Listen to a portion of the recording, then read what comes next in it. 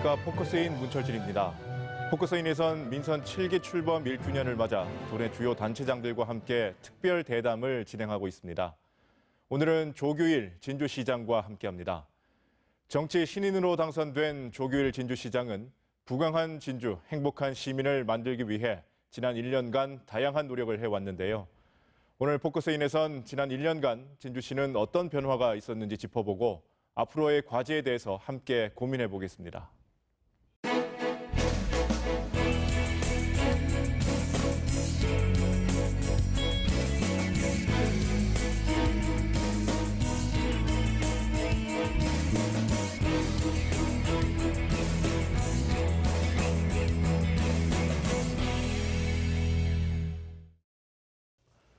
함께 하실 분들 소개해드립니다. 조규일 진주시장 나오셨습니다. 안녕하십니까? 네, 반갑습니다. 이번 민선 7기 출범 1주년 특별 대담 고정 패널로 함께 해주고 있는 두 분 오늘도 함께하겠습니다.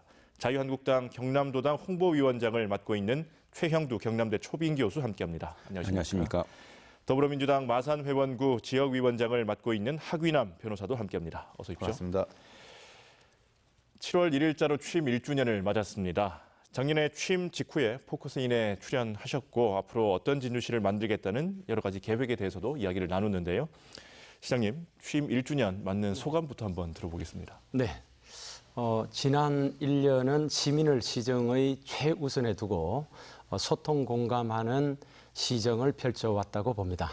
시민 모두가 행복한 부강한 진주건설의 토대를 쌓아오는 그런 보람된 시간이었다고 말씀을 드리겠습니다.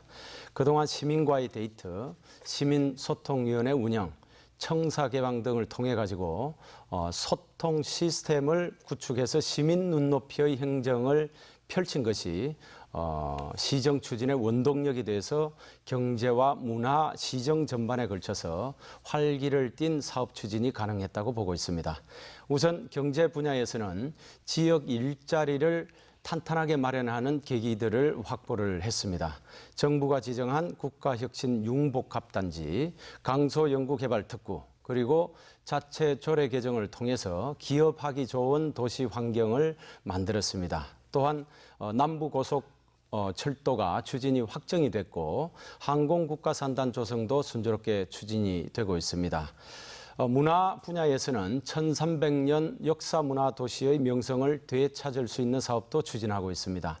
유네스코 창의도시에 가입하기 위한 국내 추천도시로서 저희 진주가 선정이 됐고요.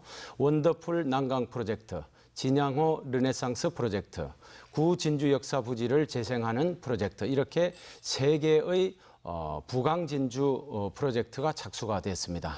지난 1년은 우리 시청 직원과 제가 부강한 진주를 위해서 모두가 함께 최선을 다한 시간이었습니다. 그리고 이러한 여러 사업을 추진토록 해주신 시민 여러분들의 성원에 감사를 드립니다. 네, 취임 1주년 소감을 여쭤봤는데 준비를 많이 하셨어요. 자, 제가 이렇게 질문을 한번 드려보겠습니다. 자, 지난 1년 동안 내가 제일 잘한 건 이거고 또 아쉬웠던 부분은 이거다. 딱 2가지만 뽑아본다면 어떻습니까? 뭐 제일 잘했다기보다 저에게 있어서 가장 보람이 있었다고 하는 사업을 말씀을 드리겠습니다. 아이들이 사실은 뭐 우리나라의 미래죠. 우리 진주의 미래도 역시 아이라고 봅니다. 그렇지만 매년 출산율이 낮아지고 또 육아 환경이 그렇게 녹록하지만은 않습니다.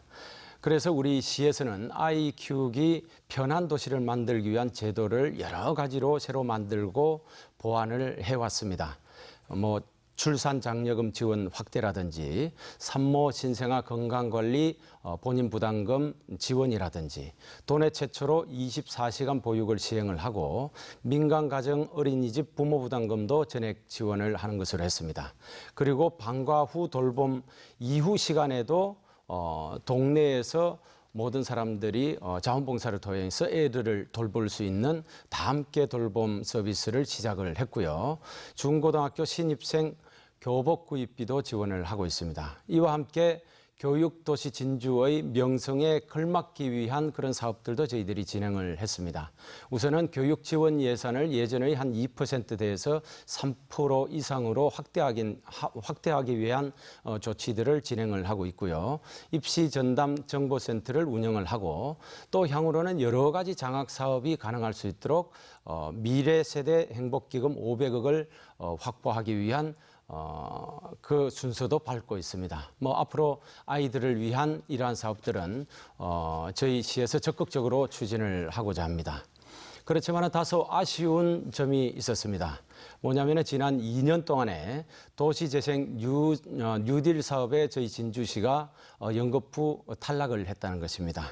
하지만 민선 7기 출범 이후에 자체적으로 도시재생과를 만들어가지고 여러 준비 작업을 하고 있습니다. 하반기에는 잘 준비해서 진주만의 특색 있는 사업으로서 출품을 해서 꼭 당선이 될 수 있도록 최선을 다하겠습니다. 네, 패널 두 분의 이야기도 좀 들어보겠습니다. 아직 좀 평가를 하기는 이르지만요. 조규일 진주시장의 취임 1년, 최영두 교수님부터 말씀 한번 해주시죠.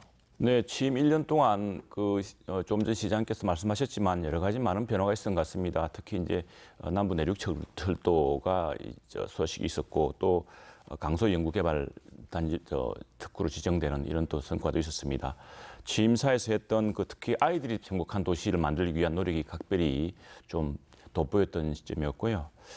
그리고 지금 전반적으로 경제가 굉장히 어렵습니다. 이런 어려운 경제 속에서 진주 지역 경제를 살리기 위한 취임사 때 일자리가 풍부한 진주시를 만들겠다고 했는데 그런 노력들은 이제 금방 평가하기 힘들겠습니다만 정말 그 대목이 역시 가장 중요한 대목이 아닌가 싶습니다. 그 지표야 좀 살펴봐야 될 것 같고요. 네. 네, 박균남 변호사님 어떻게 보셨습니까? 예, 시장님이 지난 1년 보면 험난한 선거의 과정을 거친 거에 비하면 무난하게 진주시정을 이끌어왔고 또 앞으로 진주의 발전이 굉장히 기대된다. 저는 이렇게 요약을 드리고 싶고요. 지난 선거 과정을 보면 경선 그리고 본선에 많은 시장님 당선에 약간의 반대되는 그 많은 바람이 있었음에도 불구하고 그것을 이제 잘 넘어왔고 또 지난 1년에 여러 가지 시장님께서 아까 말씀하신 것처럼 여러 가지 정책적 현안들을 비록 가지수는 많지만 무난하게 잘 이끌어왔고 다만 아직까지는 이제 체감이 좀 덜 하니까 잘 연계해야 될 것 같습니다. 그리고 무엇보다도 지금 현재 정부에서 KTX라든지 그리고 강서 연구특구 지정은 현 정부가 진주를 상당히 배려하고 있는데 이 배려를 잘 받아서 정부와 잘 협조해서 앞으로 진주 발전을 크게 이끌어야 되는 책무가 있다 이렇게 보여집니다. 네, 지금부터 본격적으로 현안 이야기를 한번 해보겠습니다. 다른 지역도 마찬가지겠지만 진주시도 경제가 오랜 기간 침체의 길을 맞고 있습니다. 특히 지역 경제의 근본이라고 할 수 있는 제조업 역시 위기를 맞고 있는데 지난 1년 동안 지역 경제 활성화를 위해서 어떤 노력들을 해오셨는지 궁금합니다. 시장님 먼저 말씀해 주시죠. 예, 최근에는 전국적으로 경기가 굉장히 안 좋죠. 거기다가 최저임금이 급격하게 상승을 하는 바람에 우리 소상공인 혹은 중소기업을 운영하시는 분들 입장에서는 굉장히 어려운 실정입니다. 그래서 저희 진주시에서는 우선 소상공인을 지원하기 위한 시책들을 여러 가지 실시를 하고 있습니다. 첫째는 소상공인 육성 지원 자금을 예전에 300억에서 350억으로 확대를 했고요. 또 소상공인에 대한 경영 환경 개선 사업에 대한 지원도 하고 있습니다. 아울러서 직원을 채용하면은 일자리를 안정적으로 운영을 하실 수 있도록 안정자금을 추가 지원을 저희들이 하고 최근에는 진주사랑 상품권이라는 명칭으로 지역 상품권을 발행을 해서 소상공인한테 도움을 주고자 합니다. 또한 소상공인들이 그동안에 법무, 세무, 노무 상담에 대해서 굉장히 좀 어려운 점이 있었습니다만 콜센터를 통합시켜가지고 개설을 해줌으로써 이분들이 상당히 많은 이용을 하고 있다고 들었습니다. 이런 소상공인에 대한 지원뿐만 아니라 저희들 입장에서는 중소기업에 대해서도 역시 육성자금을 예전에 한 500억에서 750억으로 대폭 좀 증가를 시켰습니다. 그리고 이분들이 예전에는 한 5억 정도 이 기업별로 받던 것을 7억까지 늘리고 상환 기간도 3년에서 4년으로 이렇게 늘려서 혜택의 수혜를 충분히 볼 수 있도록 여건을 마련했습니다. 또한 그 에로 기술이 있으면은 그 사업을 지원하는 그런 시책이라든지 장비 사용료도 저희들이 지원을 하고 있고요.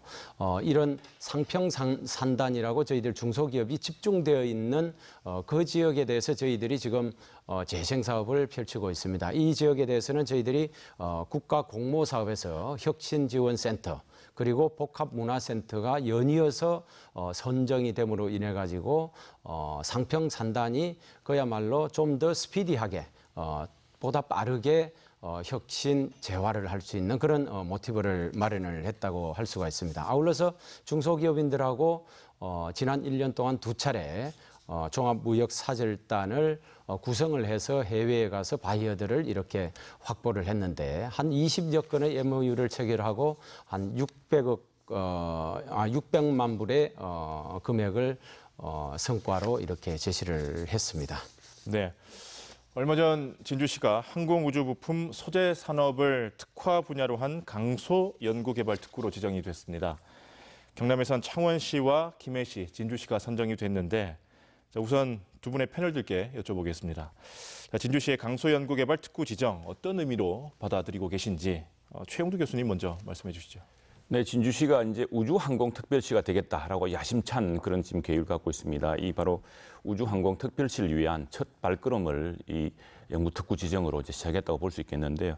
근데 여러 가지 근데 그 연구개발 환경이라는 면에서 이게 지방에 있다는 점이 좀 상당히 여러 그 한계가 있을 수가 있습니다. 바로 이런 한계를 극복할 수 있는 노력들이 특별히 필요한데요.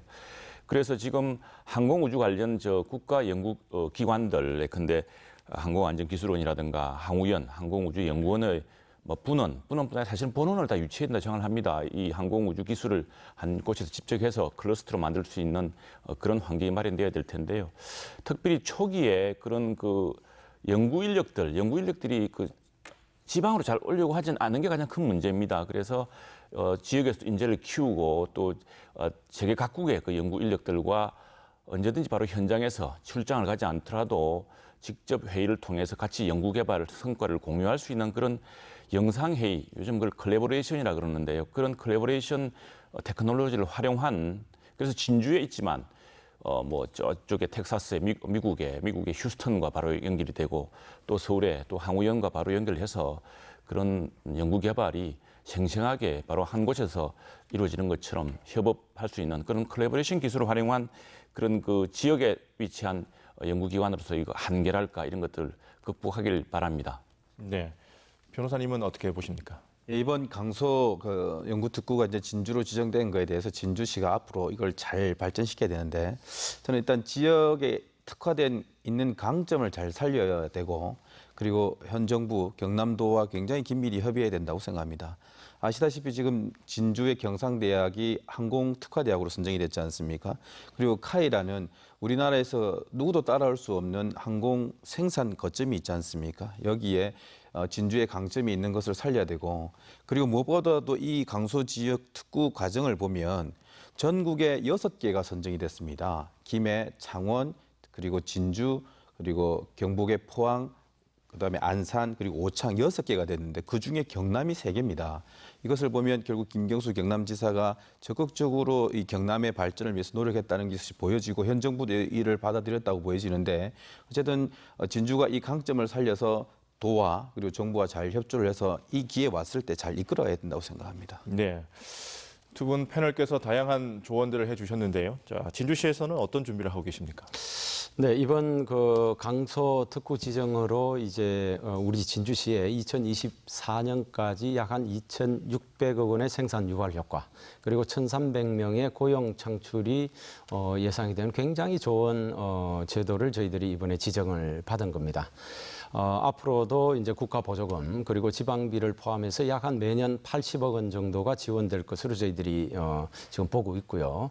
결국은 항공 우주 부품 소재 분야에 대한 기술 이전 그리고 창업 지원 전문 인력 양성 등의 사업을 수행을 하게 될 것입니다. 따라서 이러한 데에 대한 저희들의 세부적인 준비가 필요하다고 볼 수가 있겠죠.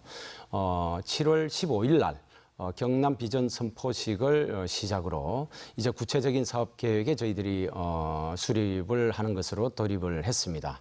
앞으로 이제 효과를 극대화하기 위해서는 아까 두 분께서 이렇게 말씀을 해주시면서 잘 언급을 해주셨는데 기술 핵심 기관인 경상대의 기술과 인력 그리고 진주에는 진주 혁신도시가 있기 때문에 한국산업기술연구원, 한국세라믹기술원, 그리고 진주 뿌리기술지원센터, 국방기술품질원 뭐 이런 좋은 기관들과 저희들이 협업체제를 형성을 해서 연구개발 그리고 기술의 사업화 궁극적으로는 이런 창업을 통해 가지고 나중에는 항공국가산단에 좋은 기업들이 입지할 수 있도록 저희들이 최선을 다하겠습니다. 물론 이런 과정에 이제 우리 경상남 도청하고 또 중앙부처와의 협조 협력 그리고 향후에 나가서는 우리 최 교수님 말씀을 하신 바와 같이 컬래버레이션도 저희들이 검토를 해보겠습니다. 네. 취임 이후에 진주를 기업하기 좋은 도시로 만들겠다는 말씀도 많이 하셨는데요. 네. 그래서 기업 유치에도 공을 많이 들이신 걸로 알고 있습니다. 네.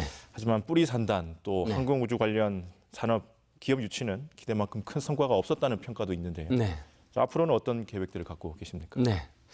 먼저 이 질문에 답변을 드리기에 앞서 현재 우리나라의 상황을 조금 살펴볼 필요는 있다고 저는 봅니다. 우리나라 경제 성장률이 1, 4분기 때에 마이너스 0.3%, 그러니까 역성장을 했다는 거죠. 이 정도로 전체적으로 경기가 어렵습니다. 진주뿐만 아니라 부산도 어렵고 서울도 다 어렵다는 말이죠. 그렇지만은 우리 시는 2019년 1분기 기준으로 해서 전국 10개 혁신도시 중에서는 가장 많은 기업체를 보유를 하고 있는 것으로 통계치에 나와 있습니다. 그리고 지난 4월에는 14개 업체와 약 한 1,700억 원이라는 정도의 규모의 투자 협약을 체결한 바도 있습니다. 이 정도의 상태로서 저희들이 만족을 하는 것이 아니고 사실은 좋은 기업들이 진주에 유치될 수 있는 그런 여건들을 잘 마련을 하는 것이 필요하다고 봅니다. 우리 진주시는 지난 6월에 관련 조례를 상당히 많은 부분을 개편을 했습니다. 그 개정을 통해서 결국은 우리 진주로 투자하시는 기업에 대해서는 많은 인센티브를 줄 수 있도록 하고 또 공장 설립을 할 때 그동안에 조금 규제가 돼 있던 사항들을 공장 설립할 때 좀 풀도록 이렇게 완화를 했습니다. 아울러서 이런 제도적인 것뿐만 아니라 실질적으로 항공우주 산업이 진주에 기틀을 내릴 수 있는 좋은 기관이 지금 만들어지고 있습니다. 뭐냐면은 우주부품시험센터 그리고 항공전자기 기술센터가 지난 5월에 외형적인 준비는 이제 마쳤고요. 11월 정도면은 시운전을 거쳐가지고 본격적인 이 운영에 들어갑니다. 그렇게 되면은 어차피 전국에 있는 많은 우주 부품 관련 기업체들이 진주를 찾아올 수밖에 없고 우리가 좋은 환경을 만들어주면은 그 기업체들이 진주에 정착할 수 있도록 저희들이 최선을 다하겠습니다. 아까 또 말씀을 드렸습니다마는 국가혁신 융복합단지 그리고 강소개발연구특구 이런 것들은 앞으로 금융 지원이라든지 또는 어떤 국세 지방세에 대한 감면이라든지 이런 좋은 조건이 형성이 됐기 때문에 앞으로가 더 기대가 된다고 말씀을 드릴 수가 있습니다. 네. 서부 경남 KTX 정부의 재정 사업으로 확정이 된 이후에 2022년 착공 예정인데요. 지금 어떻게 진행이 되고 있습니까? 일단 이 사업에 대해서는 KDI에서 이제 적정성 검토를 하고 있습니다. 이 적정성 검토가 이제 9월이면은 마무리가 되죠. 그 다음에는 이제 절차에 따라서 기본 계획을 수립을 하고 그 다음에는 실시 계획을 수립하게 되면서 2022년에 이제 착공 계획으로 있습니다. 우리 진주시 입장에서는 이 남부 내륙철도를 개설하기 전부터 우리 진주시에 맞는 운용 전략을 수립할 필요가 있다고 봅니다. 아까 하 변호사님이 그 말씀을 잘 지적을 해주셨는데 저희들은 이미 그 관련 용역을 착수해 가지고 연말까지 용역을 마칩니다. 그러면은 우리 진주시 입장에서 우리 KTX 역사 혹은 KTX의 전체적인 물류 인적 자원의 교류를 어떻게 최고조로 효과를 끌어올릴 수 있는지에 대한 검토를 마치게 되는 거죠. 그러면은 이 내용들을 국토부에서 진행하는 기본계획, 실시계획에 반영이 될 수 있도록 저희들이 최대한 노력을 하고자 합니다. 그리고 이제 2022년까지 이제 착공을 하기 전이더라도 지금은 단선화가 돼 있기 때문에 또 효과를 좀 더 높이려면 복선화가 필요합니다. 그래서 지난 5월에는 국토부를 방문을 해서 복선화에 대한 건의를 저희들이 드린 바가 있고요. 여기에 대해서 이제 국토부에서도 상당 부분 공감을 하는 것으로 이렇게 저희들이 듣고 왔습니다. 네. 서부 경남 KTX 노선을 두고 지금 지자체별로 경쟁을 벌이고 있는데요. 진주시 입장에선 이런 과열된 경쟁 좀 우려 섞인 시선으로 보실 수도 있을 것 같습니다. 네. 어떻습니까? 결국은 남부 내륙 고속철도가 인적 물적 자원의 유통을 굉장히 좀 빠른 속도로 하자라는 취지에서 이 철도 노선을 개설을 하려고 하는 것이지 않습니까? 그런 차원에서 보면은 여기 만일에 많이 개설이 될 경우에는 고속철이 아니고 저속철이 될 수가 있겠죠. 그래서 지금의 입장에서는 이 고속철의 효과를 극대화하는 것이 우선적이기 때문에 복선화 그리고 2022년에 정부가 계획한 대로 착공을 할 수 있는 그런 힘을 저희들은 결집을 해주는 것이 우선순위라고 저는 보고 있습니다. 아마 뭐 노선과 역사 위치는 정부에서 최저간을 선택하지 않을까 그렇게 저는 보고 있습니다. 네.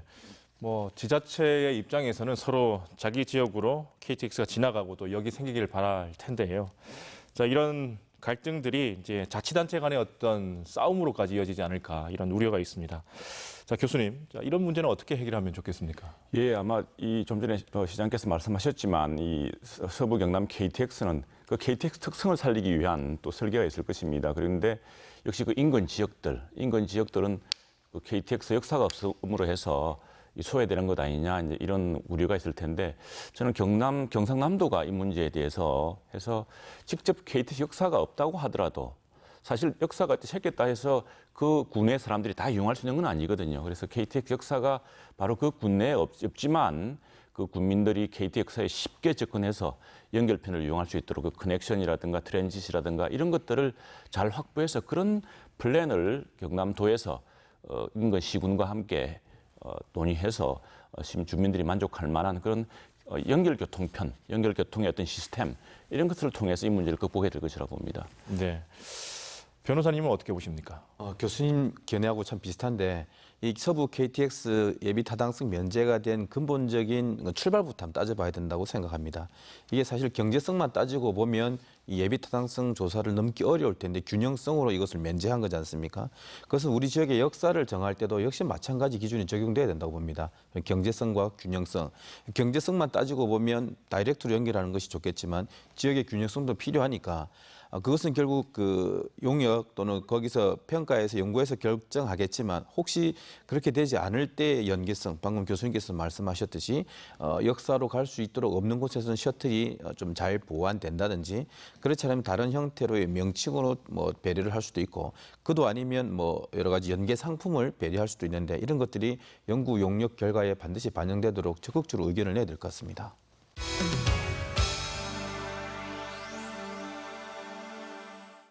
진주의료원 폐쇄 이후에 서부 경남 공공의료에 대한 우려가 많았습니다. 자, 시장님, 서부 경남 공공의료 확충은 어떻게 돼야 한다고 보십니까? 우선 뭐 공공의료에 대한 뭐 개념 정리를 조금 하자면은 관련법에 따르면은 국가, 지방자치단체, 보건의료기관이 보편적인 국민 의료 서비스를 제공하는 것으로 이렇게 개념 규정이 돼 있죠. 뭐 일반적으로는 취약계층에 대한 의료 서비스 제공이라든지 또 취약 지역에 대한 서비스 제공. 거기서 나아가서 감염병에 대한 관리 뭐 이런 것들이 주된 공공의료의 영역이 아닌가 그렇게 생각을 합니다. 우리 진주시 같으면은 사실은 의료기관이 총 413개가 있습니다. 그리고 의사 1인당 588명, 전국적인 수치가 평균이 588명인데 비해서 우리 진주는 416명으로 상당히 낮은 편이어서 이제 의료 서비스 자체로는 진주시만으로 한정을 할 때는 큰 문제가 없지만은 서부 경남이라는 전체의 영역으로 볼 때는 조금 문제가 생긴다는 거죠. 그래서 지금 보건복지부하고 우리 경남도청에서 통해서 경남 전체의 공공의료 체계를 만들고 있고 특히 서부 경남에 대한 공공의료 체계도 검토를 하고 있는 것으로 알고 있습니다. 여기에 대해서는 뭐 두 가지 방법이 있을 수가 있습니다. 첫째는 의료기관을 신축을 한다든지 아니면은 민간의 기존 병원을 공공의료 서비스를 제공할 수 있는 기관으로 전환을 시켜주는 것이 두 번째 방법이라고 볼 수가 있습니다. 이 상황에서 저는 이렇게 생각을 합니다. 만일에 의료기관을 신축을 한다 그러면은 그 지역 단순히 한 지점이 아니고 서부 경남이면 서부 경남을 통틀어서 거점 지역에 공공의료기관이 설치되는 것이 합리적이다. 그리고 서비스의 관할 범위가 굉장히 넓어지고 이용하는 사람들 입장에서도 편리하다. 이렇게 말씀을 드릴 수가 있고 두 번째 방법을 택하더라도 민간 병원을 공공의료기관으로 이렇게 협약을 통해서 도하고 이제 병원이 직접적으로 협약을 하겠죠. 이 경우에도 진주의 많은 의료기관, 큰 의료기관을 활용을 잘 하시면은 적은 비용으로도 많은 분들한테 좋은 효과를 이렇게 제공을 할 수 있다. 이렇게 보고 있습니다. 뭐 이 내용에 대해서는 우리 시에서 경상남도와 함께 공공의료 확충에 최선을 다하겠다는 말씀을 드리겠습니다. 네. 얼마 전에는 민간 차원에서 진주의료원 강제 폐업 진상조사 결과 발표도 있었는데요. 자, 두 분 패널은 이 문제에 대해서 어떻게 보시는지 궁금하고요. 또 하나 서부 경남 공공의료 확충에 대해서는 어떻게 생각을 하시는지 같이 여쭤보겠습니다. 최용두 교수님 먼저 말씀해 주시죠. 네, 이게 뭐 사실 결국 당사자들이 이제 이른바 진상조사위원회를 만들어서 했던 것이기 때문에 사실 뭐 객관성이라든가 이런 게 새로운 게 없었습니다. 이게 이미 경상남도에서 당시에 진주의료원 폐업 과정에 대한 백서가 나와 있기 때문에 그 과정에 대해 밝힌 것이고요.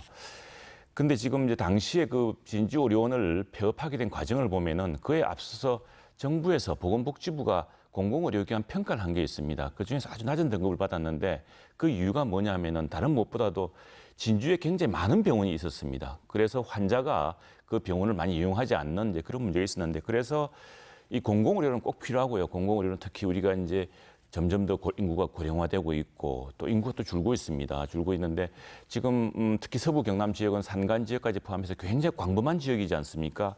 그래서 이제 이기는 일반 민영 병원들이 다 이렇게 진료의 혜택을 줄 수 없기 때문에 사실 공공의료가 그만큼 중요해지고 더 필요한데 제가 생각할 때는 그 병원을 한 곳에 두어서 서부 경남의 많은 그 도민들이 쉽게 접근할 수 있는 그런 지점을 찾기가 어려울 겁니다. 그래서 저는 오히려 독일의 사례에 보면은요, 독일의 그 산악지대라든가 이런 지역에 보면은 메디버스라는 걸 만들었습니다. 메디칼과 버스를 결합시킨 것이죠. 그래서 사실 그 경남에도 그게 있었습니다. 의료원 버스가 있기는 한데, 근데 지금 최근에 우리 그 5G라는 새로운 이제 새로운 이동 통신, 아주 속도가 빠르고 고품질의 그 통신수에 나오면서 기술이 나오면서 뭐 예컨대 이국종 교수가 응급 진료하는 헬리콥터에서 그 진료 지휘를 하는 그런 광고가 나오지 않았습니까? 그것처럼 5G의 등장은 새로운 의료 환경, 이 기술 환경을 또 만들고 있습니다. 그럴 경우에 이전에 단순히 그 버스에 그냥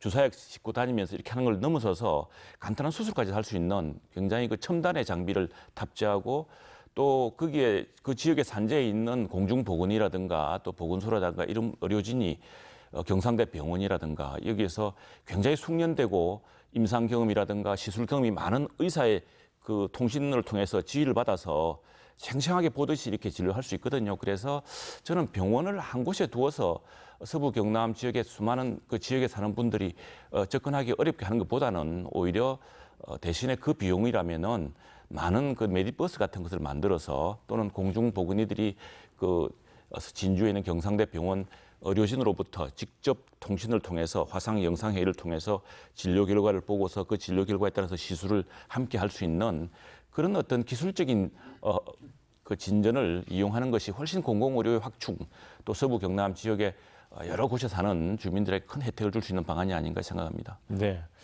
변호사님 말씀해 주시죠. 예, 진주의료원 이번 민간조사 발표 뭐 그전에도 이런 얘기가 다 있었습니다만 이 문제는 대표적으로 공공의 영역이 정치적 목적에 의해서 절차적으로 무리하게 희생당한 대표적인 케이스라고 봅니다. 공공의 의료 부분은 효율성만으로 따지기 어려운 영역이 분명히 존재합니다. 절차적으로도 보아서 조례로 분명히 폐업 결정을 하도록 되어 있는데 먼저 해버렸잖아요. 그것이 결국 판결에 의해서 위법성이 확인된 건데 그로 인해서 이제 법까지도 개정이 됐거든요. 그러지 못하도록. 그래서 앞으로는 정치적 목적에 의해서 공공의 영역이 희생당하는 일은 없어야 될 것이고 다시 서부 거점 공공의료 확충 얘기가 나오는 걸 보면 결국 그 당시에 무리하게 진주의료원을 폐업한 것이 문제가 있다면 차라리 개선을 하는 것이 맞을 텐데 무리하게 그냥 절차적으로 강행해 버려가지고 다시 또 건설해야 되는 행정에 있어서 어떻게 보면 더 비효율을 더 가져온 것이 아닌가 이렇게 보고 있고 공공의료 거점 공공의료 확충은 분명히 필요하니까 시장님 말씀하신 것처럼 결국은 입지에 관해서는 꼭 진주시가 아니더라도 서부권은 분명히 필요하거든요. 어떤 철저한 용역이 필요할 것 같습니다. 네. 진주시는 유네스코 공예 민속예술 창의도시 네트워크 가입을 준비하고 있습니다. 올 연말에 결정이 된다고 알고 있는데요. 네. 자, 지금 진주시는 준비를 잘 하고 계신가요? 어떻습니까? 네. 유네스코 창의도시가 이제 지난 2월에 국내 추천 도시로서 저희들이 선정이 됐습니다. 지난 6월 중순에는 유네스코 본부를 직접 방문을 해서 그 본부의 담당 국장하고 과장님한테 이렇게 설명을 드렸습니다. 그리고 이 가입을 하려면은 좀 우분들이 좀 많이 필요한데 유네스코 본부에 이제 나가 있는 우리 한국의 대사님 그리고 프랑스 주재 한국 대사님에게도 역시 같은 내용의 그 상황을 설명을 드리면서 협조 요청을 구했습니다. 아주 이 과정 내에서는 저희들이 굉장히 좋은 그 일정을 갖고 그 설명에 대한 효과도 좋으리라고 저는 생각을 합니다. 이 상태에서 멈추는 것이 아니고 이제는 7월 중에도 유네스코 다른 창의도시도 방문을 하고 여러 가지의 어떤 국제학술회의도 역시 개최를 할 겁니다. 네. 원도심 문제는 진주시만의 문제는 아닌데요. 진주시도 원도심 활성화를 위해서 전통시장과 로데오 거리 또 옛 진주역을 하나로 묶어서 지역 발전의 중심이 되게 하겠다는 계획이 있는 것으로 알고 있습니다. 자, 시장님, 원도심 발전 계획 설명을 좀 해주시죠. 네. 원도심 문제도 역시 여러 시군에서 일어나고 있는 현상 중에 하나입니다. 예전에 원도심의 그 상권을 이렇게 주도하는 곳이 전통시장이죠.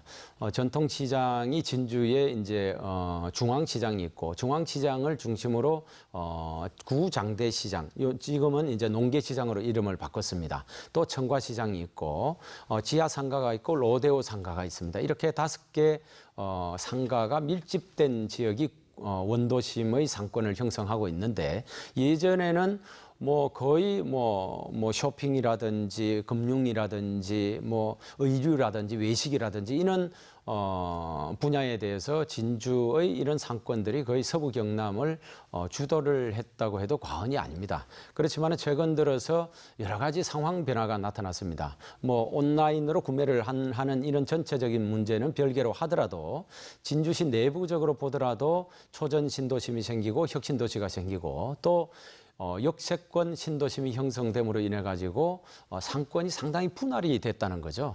그리고 이제 대형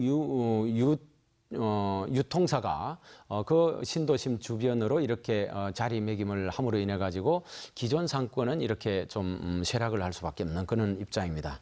그래서 이것을 저희들이 침체된 것을 조금 더 살리고 앞으로 또 원도심 자체에서도 활기를 가져야 되기 때문에 여러 가지 방법을 논의를 하다가 상인연합회와 함께 준비를 해서 상권 활성화 공모사업에 신청을 해서 당선이 됐습니다. 그래서 앞으로 한 80억 원 정도의 사업비를 가지고 앞으로 5년 동안 저희들이 사업을 추진할 수 있게 됐는데 이 5개 상권에 대한 각각의 특색을 우선 살리는 것이 저는 관건이라고 보고요.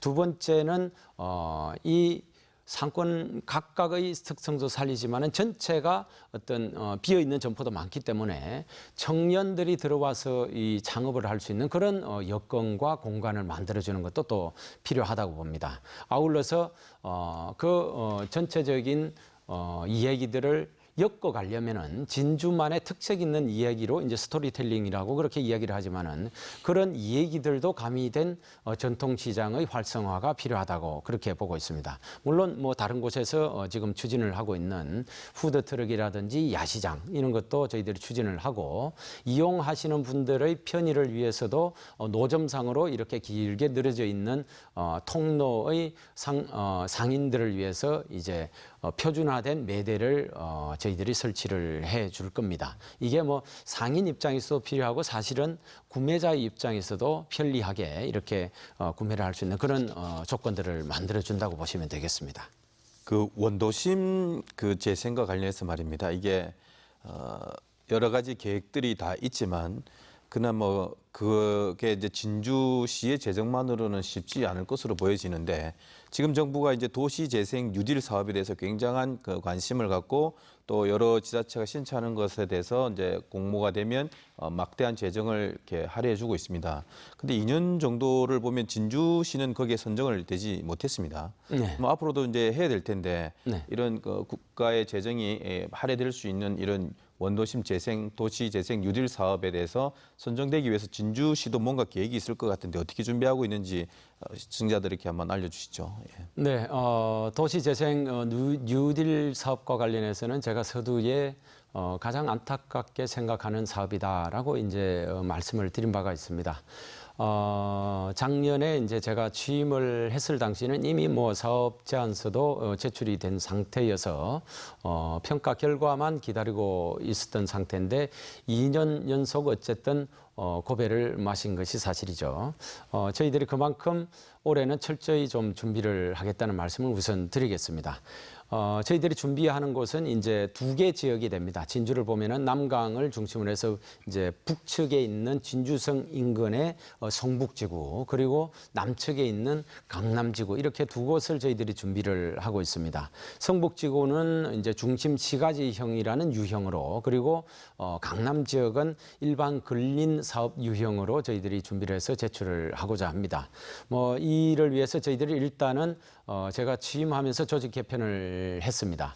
그 조직 개편 내용에서 도시재생과를 저희들이 신설을 했습니다. 이 도시재생과에서 지금 이 준비하는 과정들을 전체를 총괄을 하고 있습니다. 우선 뭐 여러 가지 일이 있겠습니다만은 도시재생 지원센터를 만들어 가지고 이 센터에서 주민과 시청 을 연결하는 역할을 하도록 그렇게 하고 있습니다. 센터 내에는 센터장도 있고 또 업무를 보는 일반 직원도 있죠.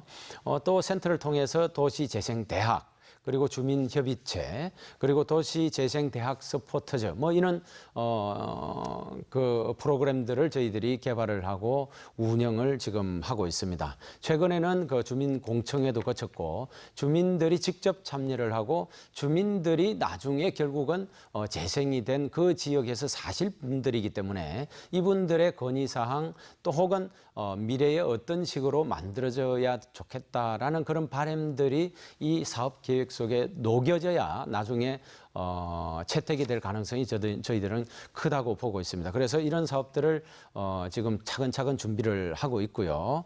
뭐 한 8월 말 정도 되면은 저희들이 이제 제출을 하게 돼 있는데 우리 시만의 차별화된 컨텐츠 이 내용들을 잘 담아가지고 올해는 꼭 선정될 수 있도록 최선을 다하겠다는 말씀 드리겠습니다.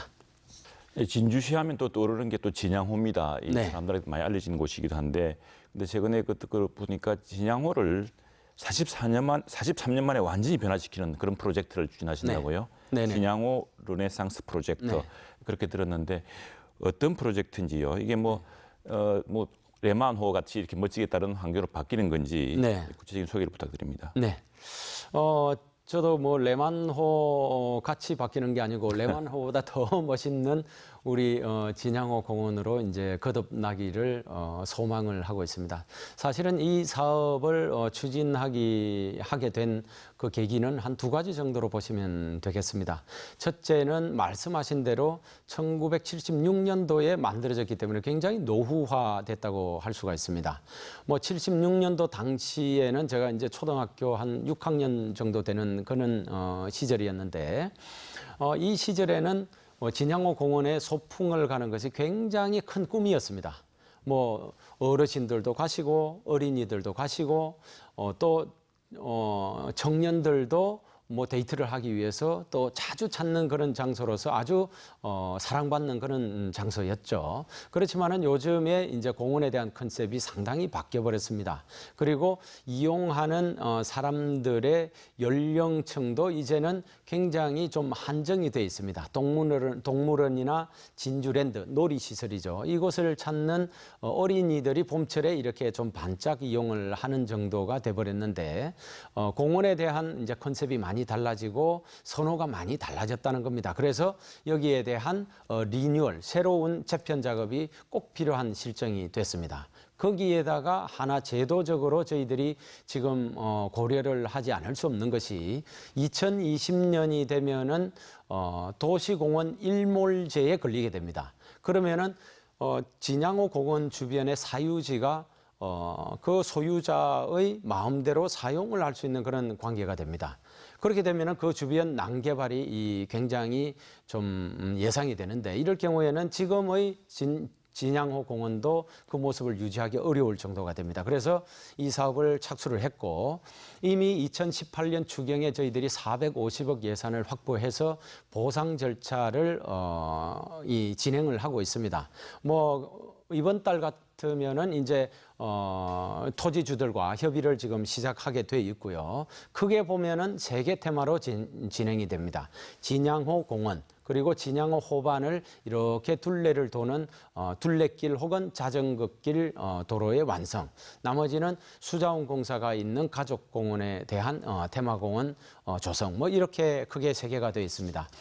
관건은 지금 진양호 공원이라고 불리우는 곳입니다. 그곳에 대해서 저희들은 복합 전망타워를 아주 멋지게 만들 계획을 가지고 있고요. 거기에 스카이워크, 모노레일, 루지 뭐 이런 것들을 설치를 하고 복합 문화 공간을 하나 조성을 해서 하나의 임팩트를 줄 수 있는 그런 시설도 만들고 유스 호스텔도 역시 만들어서 청소년들이 장년층이 이렇게 자주 찾는 곳으로 만들고자 합니다. 말씀하신 대로 많은 돈이 들기 때문에 결국은 한국수자원공사 남강지사하고 협약을 맺고 또 경남도청 산하에 있는 경남개발공사와도 협약을 맺어가지고 뭐 저희들이 재원 마련이라든지 그 일대 친환경적 조성이라든지 또 컨텐츠에 대한 개발이라든지 이런 것들을 공동으로 저희들이 추진을 하고자 합니다. 열심히 추진을 해서 우리 서부 경남 나아가서 전국적인 공원으로 이렇게 일컬어질 수 있도록 공원을 잘 조성토록 하겠습니다.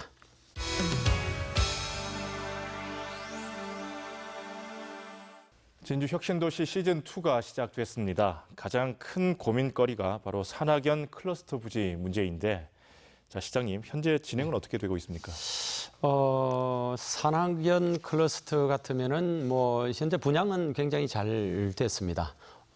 경남도에서 주도를 해서 개발공사가 직접 그 일을 시행을 했고 39필지 중에서 공공용으로 쓰일 한 필지를 제외하고는 모두 분양이 됐죠. 그런데 이제 다소 아쉬운 점은 거기에 실질적으로 이제 착공이 조금 더디다는 거죠. 약 한 32% 면적에 대해서만 지금 착공이 뭐 진행되고 있거나 완료가 됐거나 뭐 그런 실정입니다. 여기에 대해서는 우리 도청에서도 다각적인 방안을 검토하고 있는 것으로 알고 있습니다. 사업 계획을 잘 살펴가지고 사업 계획 자체가 아예 뭐 없다든지 혹은 더디다든지 뭐 이런 토지주에 대해서는 직접적으로 이제 협의를 통해 가지고 그 토지를 시즌 2에 예상되는 이전 공공기관이라든지 현재 이전을 했지만은 마땅히 기관을 운영할 장소가 건물이 없는 그런 기관에 양도를 한다든지 뭐 이런 방법들을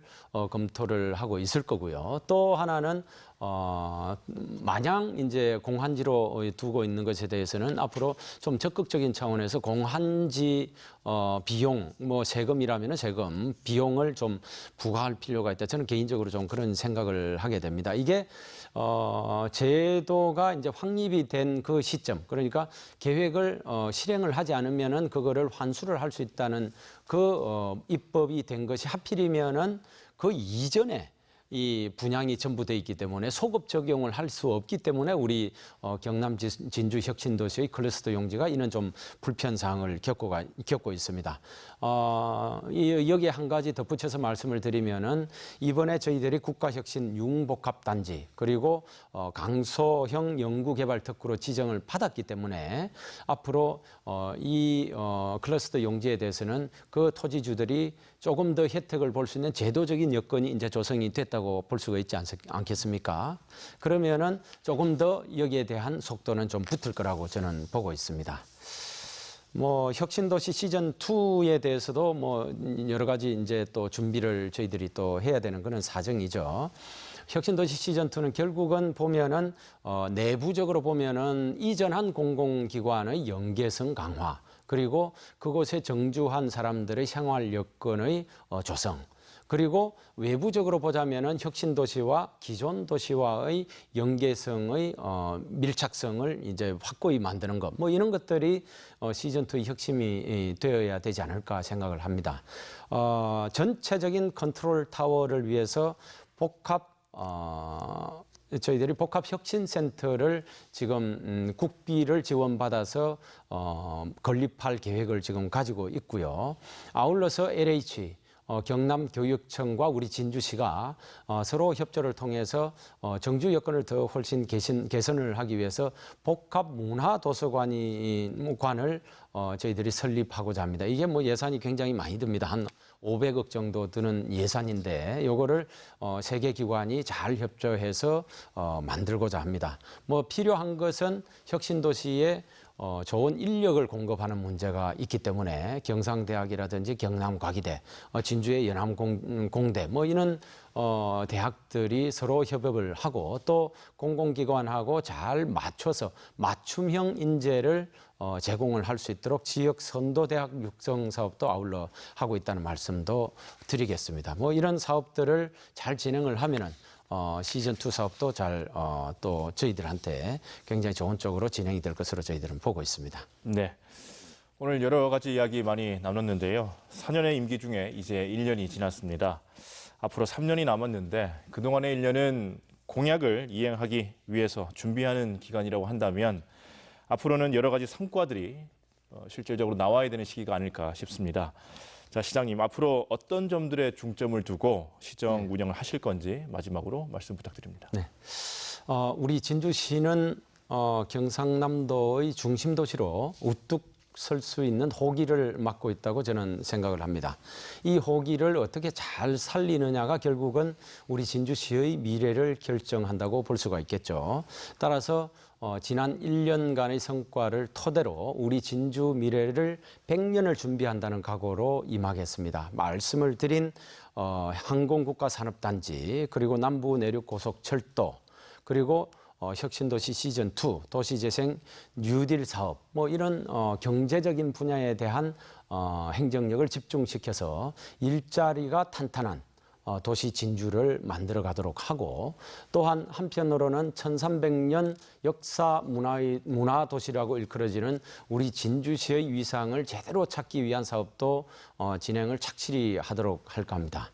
뭐 유네스코 창의도시 가입을 지금 탄탄하게 준비를 하고 있습니다. 그리고 또 많이 말씀을 드렸듯이 원더풀 남강 프로젝트, 진양호 르네상스 프로젝트 그리고 구진주 역사 부지의 재생 프로젝트 이렇게 3개의 부강 진주 프로젝트를 차근차근히 준비를 해서 그야말로 우리 진주가 찾고 싶고 머무르고 싶고 그리고 살고 싶은 도시가 될 수 있도록 최선을 다하겠다는 말씀을 드리겠습니다. 네, 오늘 세 분 말씀 고맙습니다. 민선 7기 1주년을 맞이해서 진행하고 있는 단체장 특별대담, 오늘은 조규일 진주시장과 함께했습니다. 지난 1년 다양한 성과도 많았지만 아쉬움 또한 있었습니다. 앞으로 남은 임기 동안 아쉬움도 성과도 채울 수 있도록 노력해 주시길 당부드리면서 포커스인 여기서 인사드립니다. 함께해 주신 여러분 고맙습니다.